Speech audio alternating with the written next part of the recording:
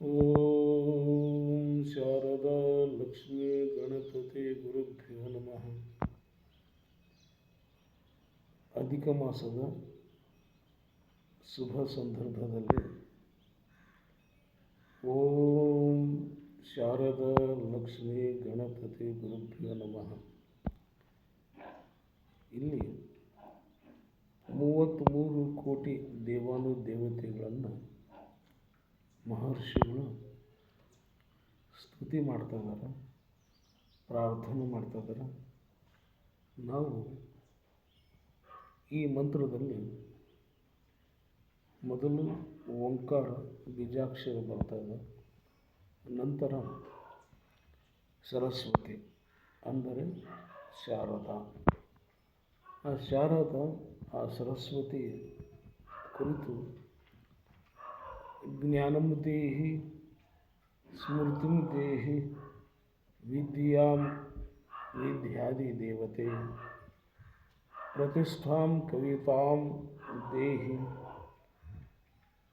ಶಕ್ತಿಂ ಶಿಷ್ಯ ಪ್ರಬೋಧಿಕಾಂ. ಈ ಸುಂದರವಾದ ಶ್ಲೋಕ ಏನಿದೆ, ಆ ಜಗನ್ಮಾತ, ಆ ದೇವಿಯನ್ನು, ಸರಸ್ವತಿಯನ್ನು ಕುರಿತು ಬೋಧ ಮಾಡ್ತಾ ಇದೆ. ಹೇ ಸರಸ್ವತಿ, ನೀನು ಜ್ಞಾನವನ್ನು ದಯಪಾಲಿಸ್ತದೆ ಮತ್ತು ಸ್ಮೃತಿಯನ್ನು ದಯಪಾಲಿಸ್ತದೆ.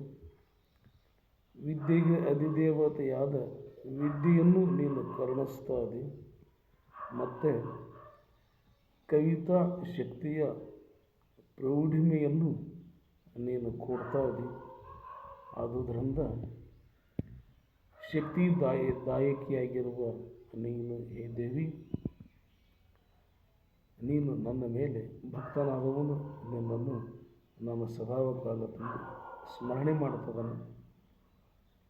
ನನ್ನ ಕಡೆಗೆ ನೀನು ಒಂದು ಸ್ವಲ್ಪ ನೋಡಿ ಕರುಣಿಸು. ಮೇಧಾಶಕ್ತಿ, ಬುದ್ಧಿಶಕ್ತಿ ಈ ನನ್ನ ಜೀವನದಲ್ಲಿ ಬೆಳಕಾಗುವ ಅನ್ನುವುದಾಗಿ ಈ ಅಧಿಕ ಮಾಸದಲ್ಲಿ ಈ ಮಂತ್ರದಲ್ಲಿ ಭಕ್ತನಾದವನು, ಶಿಷ್ಯನಾದವನು ಪ್ರಾರ್ಥನೆ ಮಾಡ್ತಾನೆ, ವಿದ್ಯೆಗೆ ಅಧಿದೇವತೆಯಾದ ಆ ಸರಸ್ವತಿಯನ್ನು ಕುರಿತು. ಓಂ ತತ್ಸತ್.